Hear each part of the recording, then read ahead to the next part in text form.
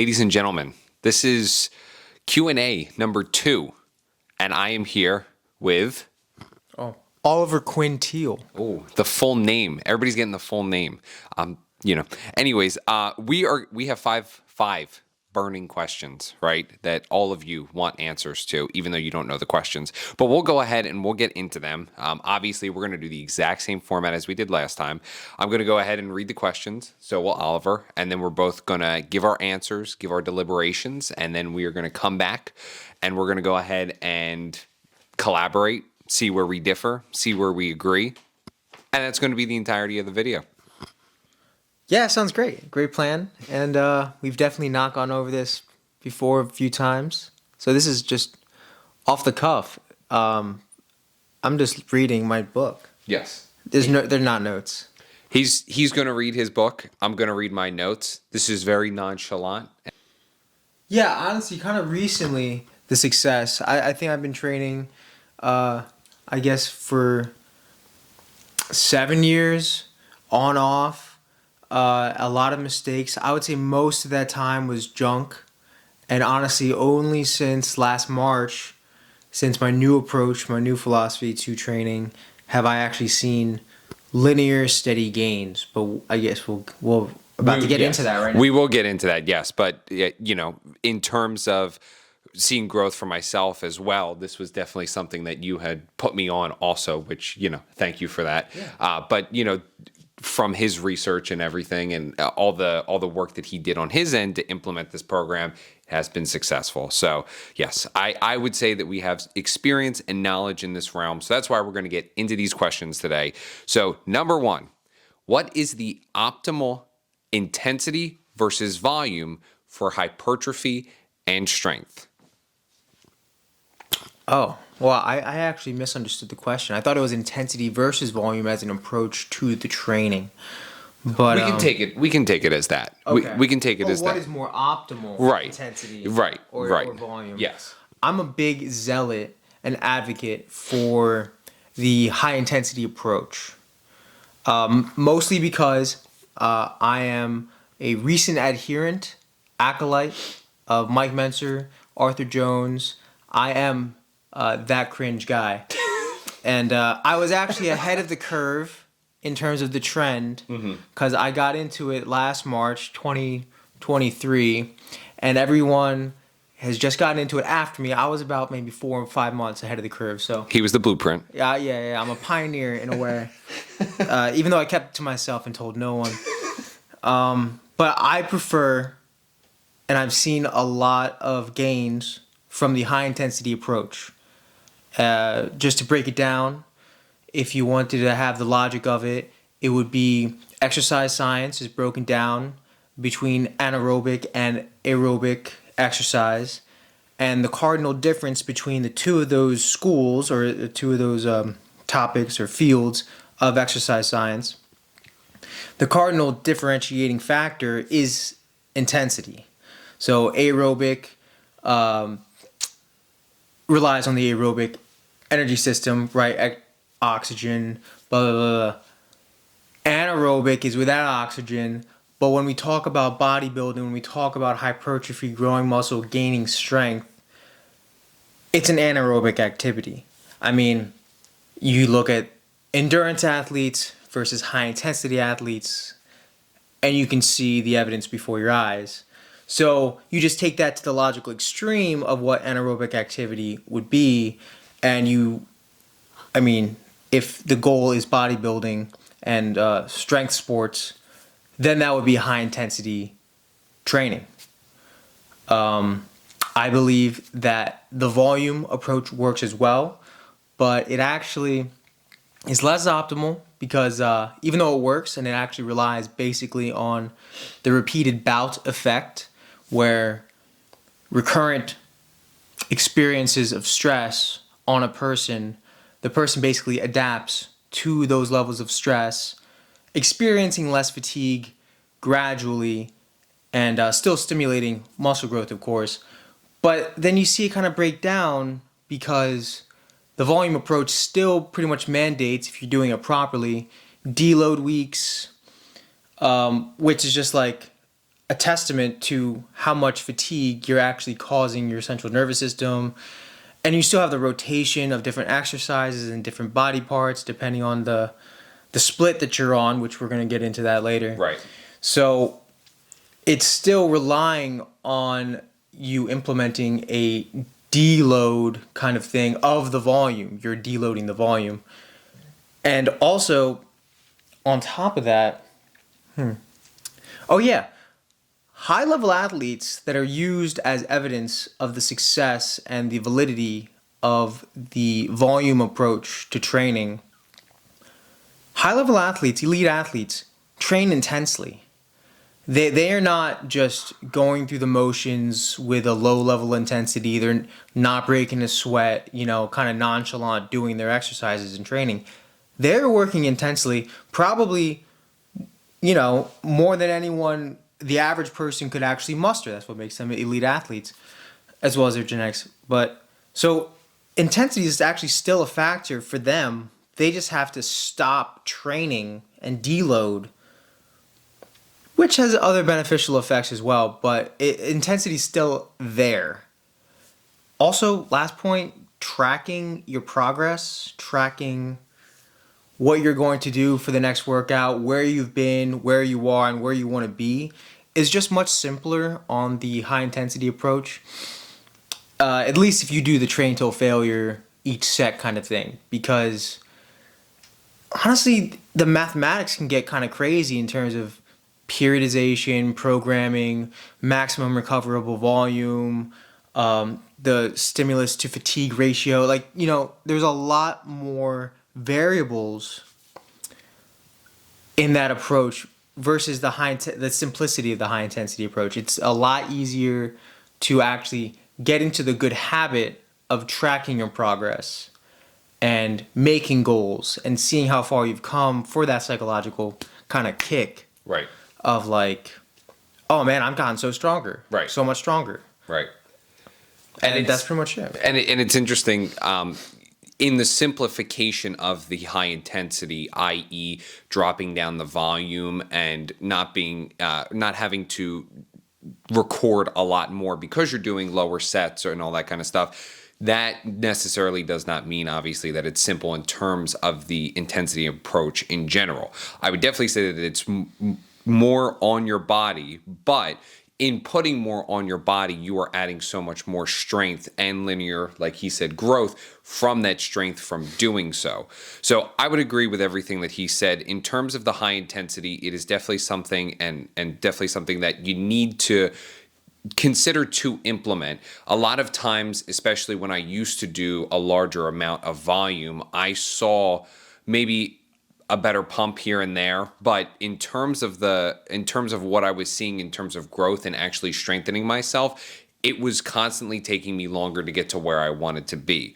With the high intensity approach, you limit the amount of fatigue that is put on your body by doing fewer sets. So by doing these fewer sets, you're allowing yourself to have more energy to power through the other things, workout sets that you need to do during your day. And we'll get into the splits and stuff like that. But when it comes to doing the less volume, it really allows you to be able to give your all to whatever set that you're doing, to whatever workout that you're doing. And increasing the weight each time becomes a little bit more easier because it's also a bit of a mental thing. You realize, I only have to do one set. I only have to do 2 sets, So if you have that mentality, okay, I only have to just get through this, you're going to give it your all. And I mean, every time that we do it, we give it our all, even if it is just for that one set. I'm gonna, awesome. Yeah, and I'm gonna go till failure. I'm gonna push through because guess what? It's only one set, and by the time I get up off of a leg press or I'm done on the pec deck machine, I'm cooked. Sure, I'm fatigued. Sure, I'm tired, but I'm going in with that high intensity and then high energy mindset directly into the next set because that's only going to be 1 or 2 sets. So by doing so, we also allow ourselves to minimize the time, that we're doing for the workouts, minimize the fatigue on our muscles, and we also allow ourselves to have more of a recovery period for our muscles, because that is ideally where our muscles are going to grow, not by continuously loading up more volume or being in the gym for a longer period of time. Exactly. If we're in there and we get our stuff done and we give it our absolute all, we're going to be great. And by doing this approach, obviously, we've definitely seen, like he had said, linear growth. So that was question number 1. Question number 2. What are the top training splits? Now, at least I've broken it down by 3 different categories, so you can kind of get an idea as to what your split needs to be. But once again, I'll let you go. Okay. All right. So, all right. So, number 1, push, pull, legs. This is going to go ahead and focus on pushing exercises, your chest, your shoulders, your triceps. Another on pulling exercises, your back and biceps, and then a third day for your legs. Split can be done easily over 3 days or expanded over 6 days for more frequency. Now, if we want to go ahead and circle back to the high intensity approach, all that kind of stuff, it's definitely something that you should maybe not consider do 6 days, because you want more recovery in that time frame. But if you're somebody that is on the volume track, which is not a bad thing, but if you're somebody that is on the volume track, you maybe want to go ahead and plan appropriately so that you can space it out for those 6 days. Then, of course, we have an upper and a lower split. This divides the training into upper body days and lower body days. It is versatile and allows for you to train about like 2 to 4 days per week, because you can really kind of split it up between the two. So you could do, if you were focusing just on upper body, you could do, at least 2 days, one for shoulders, arms, another one for back biceps, maybe another one for chest triceps, and then of course do your legs separately. And you could split that up, your legs, even into 2 days. You could do hamstrings on one day, quad focus on another day. And then, of course, the third one is your body part splits. Now, you could go ahead and target that isolation. So basically, you only do one thing here, another day. It is going to go ahead and take longer bouts, because you're going to have to go ahead and split that. So you're going to be training for a longer period of time. So this kind of automatically rules out the high intensity approach, because you're going to be doing either continuous days, or you're going to need to take breaks in between in order to go ahead and do that approach. So proper training splits are basically going to be determined as to what you are going to find the most success in, A, but B, at least our approach and what we've done is we always dedicate at least 1 day for our legs. Okay, that obviously includes calves and mostly and hits all the major points and parts. So our hamstrings, our quads, and our calves. Then, of course, we do a chest day along with triceps and core. That's where we implement our core in. And then our third day is our back and biceps day. That allows us to, or third day, sorry, and then our fourth day, which is shoulders. And elbow flexors. So and elbow flexors. And brachialis. Right. So we split it up as almost like a hybrid, as more so I feel like we will sometimes target different muscle groups, both either indirectly or directly in a couple of the days, but most of the time they are differentiated really by the different body parts. So yeah, we basically do like a per muscle group kind of 4 workout split. Right. Yeah, it would be what is it? It's legs, it's back and traps. Back and traps, right. Back and traps. And we got shoulders, elbow flexors, and then lastly is the chest, tris, and core. Right. So what do I have here? All training splits are effective. Basically, the fact that you go to the gym and you are consistently stimulating muscle growth and you are providing for adequate rest and recovery for that muscle growth to occur, that's key. Now, obviously, I'm going to take this in a high intensity direction, but all the volume approachers, volumizers, basically, all of these would apply. It would just be multiple sets, less than 10 RPE, a few reps in reserve per set, etc. So I had the full body first, and that's actually where I started. My training journey was full body. I would do squats, deadlifts, and bench starting out every workout. Pretty much, I think it was like 5 days a week. It was in high school. And And then after those 3 compounds, we would do isolation, and we would just kind of feel it out for whatever we were feeling to. Workout that day was pretty misguided. But when you're young, you can kind of just do all that. It's not the best. Ignorance is bliss. Yeah. So it's definitely the most time-saving full body. I'd say that it has the highest chance to cause CNS fatigue, probably because you're going to be leaning into compound movements the most in a full body split, because that way you can actually hit the full body. Squats, deadlifts, bench, dips. Pretty much your entire body is kind of covered there, maybe some rows, right? So it's the most time saving. Mandates less frequency though, because of that high CNS fatigue risk. So for high intensity approaches, it will be 2, maybe 3 times a week, but I would say around 2 times high intensity. And those sessions are actually going to be a little bit longer than the muscle group, the per muscle group, which I'll get into. I have push-pull legs next. What's it called? It inclines the trainee for compounds, but it allows some flexibility for some isolation, because you'll have another workout. Basically, you'll have 2 other workouts to fit in more specific, fit in that specificity for different sections of your body. And I would say that would be, in a high intensity approach, maybe 3 times a week. Now the bro split or the per muscle group, I'd say it's mostly isolated / specialized movements, right? Probably lower CNS fatigue, because you won't be doing, you could be doing squats, but if you're doing by muscle group, you can easily kind of do legs without doing squats. And I'm kind of putting special emphasis on the squats because of the axial fatigue, putting all the weight on a barbell on your spine. That is very fatiguing, obviously, high risk of injury if you're doing it improperly. And also, even if you're doing it properly and you're doing it frequently, that amount, especially like volume people, the more you do it, the more sets you do it, you're going to accrue fatigue. And whether or not your technique is perfect, your body will break down and it will compensate for weaker parts during the movement than the stronger parts, and that will put your body in a position that it's not used to being in, risking injury.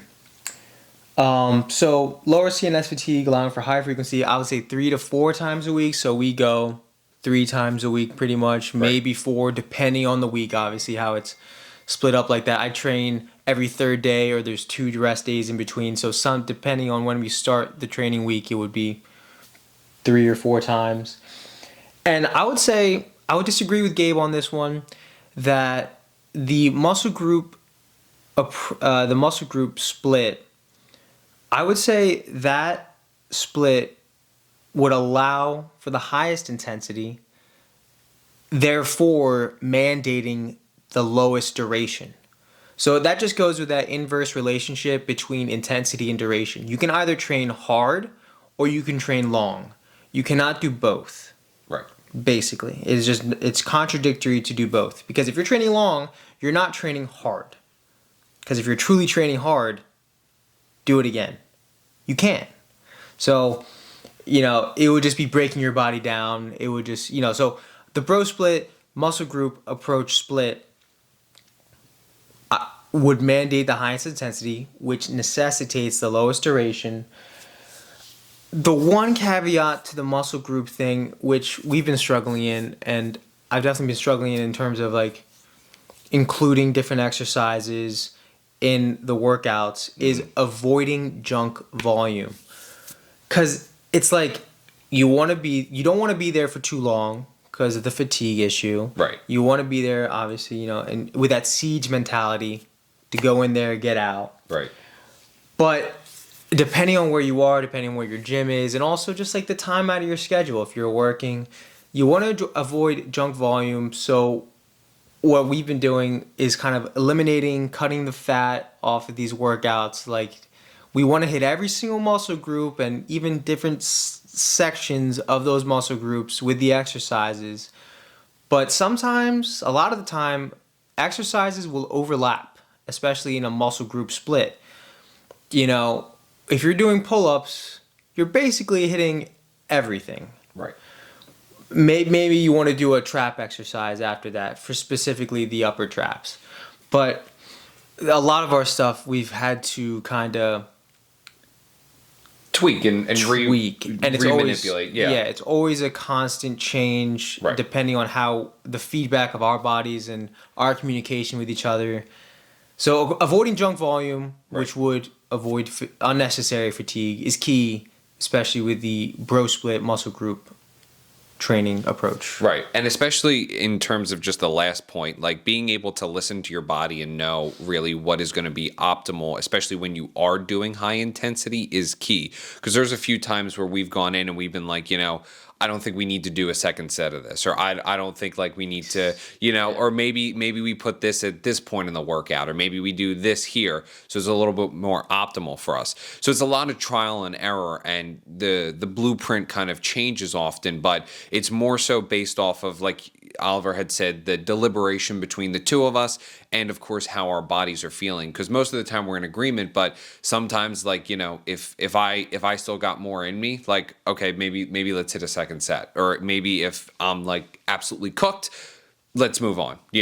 But it's constant tweaking to go ahead and perfect that so that we can be more optimal. But I also think in doing so, it allows our bodies to not plateau and kind of like shock us a little bit, so that we feel a new rhythm or system, which is nice. So, but yeah, it's just that logistical concern of making going to the gym worth it. Right. So it's like, if we're in there and we're really doing the leanest, meanest workout, especially like the ones that Mentor would come up with later in his career, post the bodybuilding career, when he was just exclusively training, he came up with this thing called the Consolidated Training Program, where it would be a 2-workout regimen. One day would consist of, I believe, dips and deadlifts, and the other day would be squats and close grip supinated pull downs. So if you think about those 4 exercises, you basically hit everything. Yeah. The dips hit all of the pecs, the triceps, and the anterior delt, and also stabilizing core and etc. But then you get the deadlifts, and that activates, if you're doing them properly, you're going to be activating your entire posterior chain. I mean, debatably from your Achilles and the tension in your lower legs, definitely your quads, even your hamstrings, glutes, erectors, lats to stabilize. And your forearms, right. Everything, everything. Everything indirectly targeted, whether you think about it or not. It's gonna hit it all. Question 3: should you do cardio, and where should it be in your training regimen? So, as a whole, cardiovascular training, it's going to be great for your health, heart health, in terms of endurance. It's going to build that for you as well. Very, very key. All key components, all key factors should definitely be in your regimen. But when you should do it, it's really going to come down to a time thing, right? So working out just in general, lifting weights, all that kind of stuff, your body is already doing cardio. Your heart rate is up. That is cardio. That's key. So by doing that, and by the people who do like the cardio training afterwards, like directly afterwards, like after the fatigue and everything like that, there have been some studies shown to limit the muscle growth at that point. So my suggestion, and where I come from in terms of both what I've learned and what I've researched, is that you can either do one of two things. You can either set days apart, 1 day, 2 days apart, where you just do cardio. 30-45 minutes is really going to be optimal. You can push it to an hour. There's really no timestamp on it, but don't obviously be excessive. There's no reason to be excessive. But timestamp it, do it on its own separate day so that you're not additionally fatiguing your body. That's 1. Or 2, if you have the time, work out in the morning like Oliver and I do, and you could come back later during the day and go ahead and get your cardio away in that input and in that sense. Just so that, of course, you separate the two and don't add additional fatigue or limit your muscle growth in any way, shape, or form. Okay, cardio. Cardio. Okay, so within the goal, the framework, the mindset of fastest hypertrophy and strength gains, just within that exclusive mindset for speed, cardio is not necessary. It does deplete some of your recuperative abilities, also your time. You know, if you're not resting and recovering, you're not necessarily growing as fast as you could be. Right. Okay. And there's other stuff to say about that, but I'm just going to get into the pros of cardio because overall, of course, cardio training is good for your overall health. But in the context of hypertrophy, for long-term sustainable hypertrophy and strength gains, I'd say that cardio is a must, per se, a little bit less than a must, but it's a very good preferred. You should do it. And I'm thinking it's because of angiogenesis, which is basically the birth or the capillarization, right? It's the creation of new blood vessels, okay? So from the existing like vasculature that you have, the more cardio training you do, it grows in complexity, increases in complexity. Okay. So my speculation and the research right now is a little bit new, kind of like unexplored in terms of the context of exercise science for muscle building and how it benefits those sort of strength athletes, is that cardio training will lead to angiogenesis, which will lead to increased support for existing muscles, right? So those new capillaries, those new blood vessels grow off the existing vasculature, creating new complex structures, which are basically roads, rivers, pathways for nutrients, oxygen, etc., for the muscles that are already there. And I think that would increase the level of infrastructure for new muscle growth, for new muscles. Additionally, cardio training creates, or it lends to, the creation of new mitochondria, the biogenesis of new mitochondria. Now, mitochondria, obviously the powerhouse of the cell, the creation of energy, Krebs cycle, etc. So, cardio training creates mitochondria. However, past a certain intensity, using heart rate as like the metric for the trainee, but scientifically it would be like the level of lactic acid in the blood at a certain activity level. But let's just use heart rate as a realistic kind of metric to use, like zone 2, right? Zone 2 training. So after a certain past a certain intensity, glucose is used as energy in a higher percentage than fat is, because your body it needs more energy faster. Glucose is more accessible and bioavailable. It is the preferred fuel for the body, unless you're in ketosis, but right. Glucose is still the preferred fuel. It loves glucose, actually. But after a certain level of intensity, glucose is burned in a higher percentage than fat. So glucose will come from glycogen stores in the local muscle region, right? Whatever is being used or exercised. And then once those local stores are depleted, or once the body senses that those levels are going down, then systemic glucose glycogen stores are going to come and refill them, and that mostly comes from liver glycogen.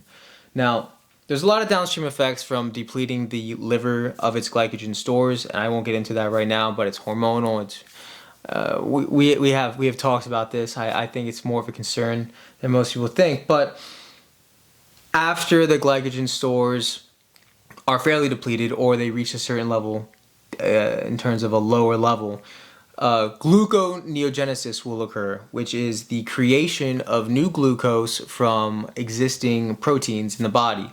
So it'll break down proteins and take those amino acids and form them into usable glucose for fuel and energy. And this is the whole kind of thing where cardio kills your gains, right? That's the whole but it is a concern if you're sprinting after weight training kind of thing. Right. Like, you're going to be breaking down muscle, especially if you're glycogen depleted, glucose depleted.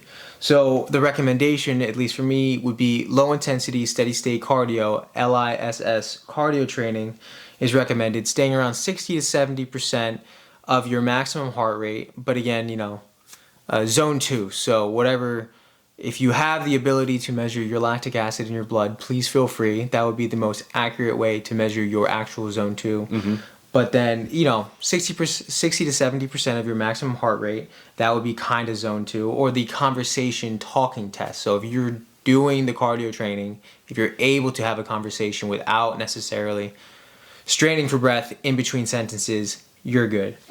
So in recap, cardio training increases the level of mitochondrial density in your body, which would increase energy production, which would increase capillarization or angiogenesis, because the body is reacting and adapting to the increased levels of energy production, thus making more complex structures in the vasculature to handle and more efficiently use that increased energy. And that increased vasculature would result into the more efficient use of energy, which would allow you for better infrastructure for new muscles. That is my speculation. Yeah. Yep. No, and I think very similar takes on that. Just more so, of course, making sure, like Oliver had said, to don't let it affect your gains. Right? Don't let it, take it for what it is. It's definitely good. It's definitely something that needs to be in your program and in your regimen. But do it appropriately, time it correctly, and make sure that it's not going to exhaust you more or put you further into fatigue, so that you do not lose your gains or decrease any muscle mass or growth.